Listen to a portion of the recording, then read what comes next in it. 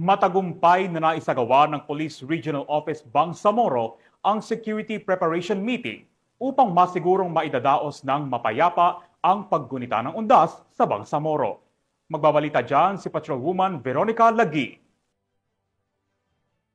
Bilang paghahanda sa nalalapit na Undas 2025, nagsagawa ng Security Preparation at Contingency Planning Meeting ang mga personahe ng Police Regional Office Bangsamoro Autonomous Region na ginanap sa Probar Launch sa Lipata kay Pendatun, parang Maguindanao del Norte. Nito lamang ika-28 ng Oktubre taong kasalukuyan.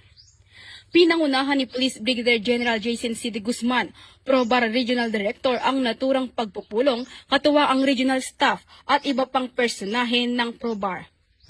Tinalakay sa naturang pagpupulong ang posibleng deployment ng mga kapulisan sa mga sementeryo, terminal, simbahan, pantalan at iba pang matataong lugar upang matiyak ang kaligtasan ng publiko.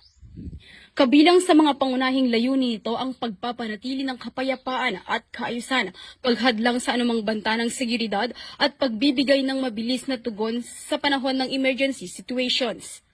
Inilahad din ang mga plano sa traffic management, crowd control, medical response coordination at mas pinaigting na pagkikipag-ugnayan sa mga lokal na pamahalaan at barangay officials upang matiyak ang maayos at mapayapang pagdiriwang ng All Saints at All Souls Day.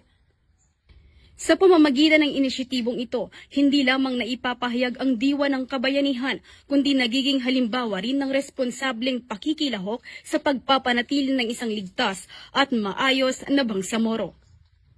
Mula rito sa rehiyon ng Bangsamoro, ako ang inyong Police News Network Correspondent, Patrolwoman Veronica Lagi, alagad ng batas, tagataguyod ng Balitang Pulis.